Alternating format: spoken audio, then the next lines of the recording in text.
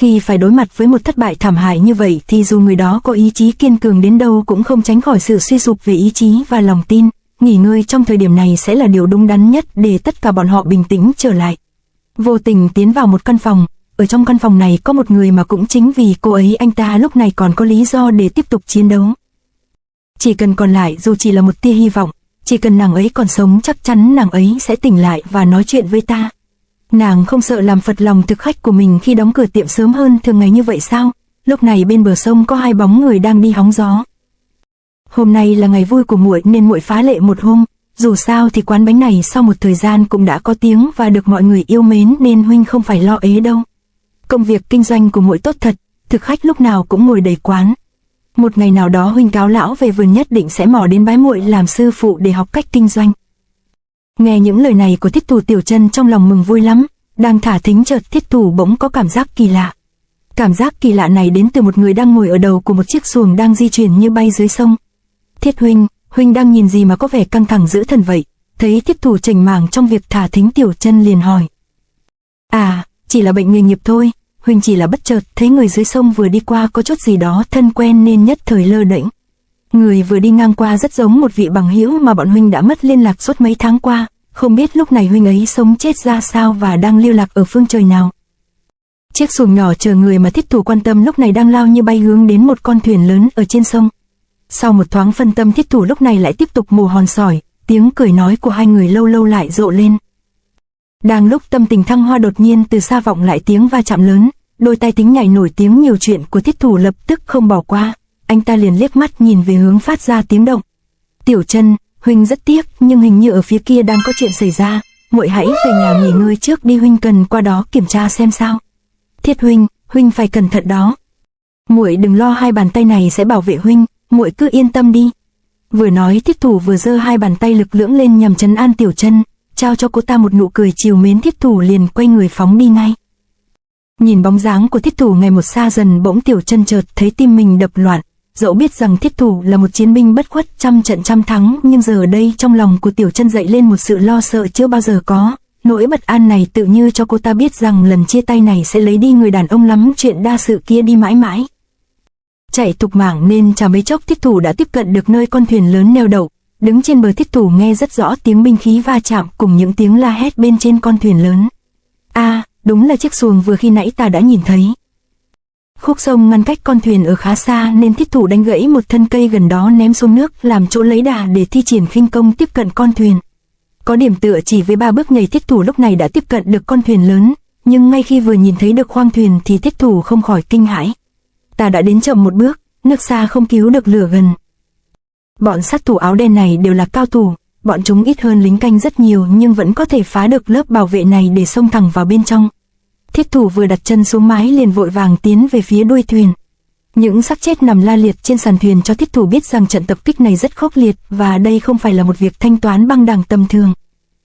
Y phục của đám lính canh trên chiếc thuyền cho thấy địa vị của chủ nhân con thuyền này tuyệt không phải tầm thường, xem ra vụ tập kích này sẽ gây ra một tin làm rúng động cả kinh thành vào ngày mai.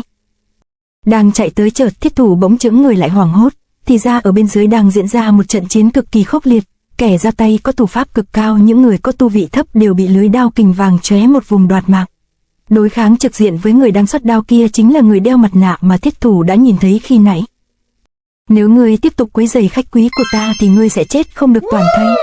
Lưới đao ngụy dị cùng lời đe dọa có khí thế bức người, nhưng kẻ đeo mặt nạ không hề có ý định thoái lui mà hắn ta lại đưa hai tay của mình lên quán đầy kình khí. Một luồng nội lực lan tỏa ra đối quyết dữ dội với những đường đao đang áp tới. Nhìn thấy việc này Thiết Thủ bất giác lộ vẻ kinh ngạc. Trường pháp này chính là phong vân thủ của Lam Nguyên Sơn đây mà, sao lại có thể như thế chứ?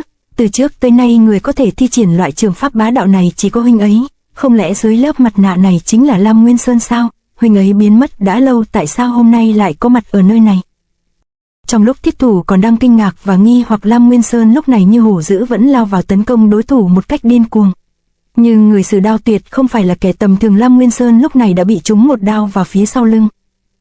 Dù là ai đi chăng nữa mình cũng phải ngăn cản họ lại rồi làm rõ trắng đen. Nghĩ vậy Thiết Thủ liền tung người lao thẳng xuống nơi hai người kia đang đánh nhau. Sau khi trúng một đao vào lưng, lúc này Lam Nguyên Sơn đã rơi vào tử địa vì một đao Quán Thiên Tuyệt Địa nữa cũng đang được bổ xuống ngay lập tức. Nếu trúng phải đao này tính mạng của Lam Nguyên Sơn chắc chắn khó giữ. Ngay lúc chỉ mảnh treo chung này, một cánh tay nhanh như chớp và cứng như thép kịp thời thò vào cản lấy thế chém. Kẻ nào, dùng tay không mà có thể đỡ được một đao của ta, tay người mà còn cứng hơn sắt thép, các hạ có phải là một trong tứ đại danh bổ tên là thiết thủ? Chính là tại hạ, còn kỹ thuật dùng áo thay đao này trên đời chỉ có một, xin hỏi huynh đài đây có phải là Tô Mộng Trầm? Xin hỏi người này đã làm gì mà khiến các hạ phải ra tay tàn độc như vậy? Kim Phong Tế Vũ Lâu là một trong hai thế lực lớn nhất ở kinh thành, người sáng lập là Tô Giả Mạc, ban đầu chỉ là một tổ chức nhỏ dưới sự bảo kê của Lục Vân Bán Đường. Đến khi Tô Mộng Trầm tiếp quản Kim Phong Tế Vũ Lâu ngày càng phát đạt sánh ngang với Lục Vân Bán Đường. Lục Vân Bán Đường có người đứng đầu là tổng đường chủ Lôi Tồn, hắn ta là người mưu mô quỷ quyệt hung hãn độc ác, dưới sự điều hành thống lãnh của Lục Vân Bán Đường đã thâu tóm cả kinh đô. Tô Mộng Trầm và Lôi Tồn đều là bậc hùng tài đại lược, bọn họ sớm đã có tâm mở rộng địa bàn, nhưng lực lượng của tứ đại gia quá mạnh nên không thể xâm phạm. Vì vậy Tô Mộng Trầm và Lôi Tồn đều án binh bất động nhận nại nuôi quân chờ thời cơ. Nay tứ đại gia bị Đường môn thôn tính, Chí Tôn phủ cũng động đậy, còn giang hồ thì đại loạn, nên đây chính là thời cơ tốt nhất để bọn họ ra tay. Đáp lại câu hỏi của thiết thủ không phải là lời nói mà một đao nữa lại đến. Quyền của thiết thủ như lôi giáng đánh tới, len lỏi vào lưới đao. Một chiêu dục khốc vô lệ trong dục hô vô tội quét ngang này tuy bá đạo nhưng cũng không thể vô hiệu hóa quyền này. Mình đã dùng 6 thành công lực cộng thêm cả hồng tụ đao mà vẫn không thể làm hắn ta bị thương. Quả là danh bất hư truyền.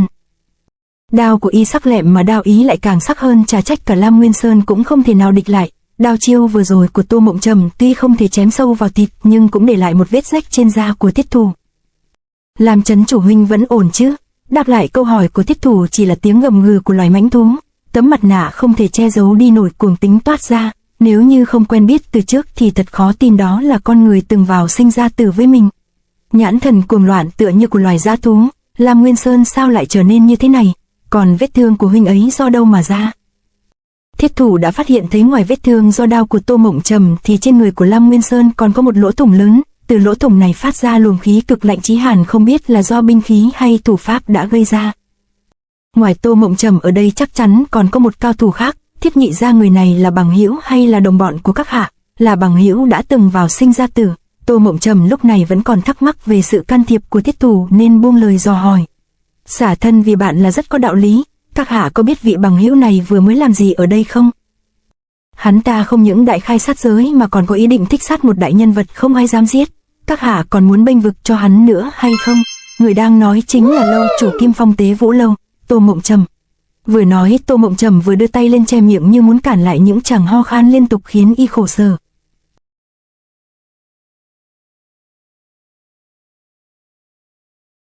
To be continued.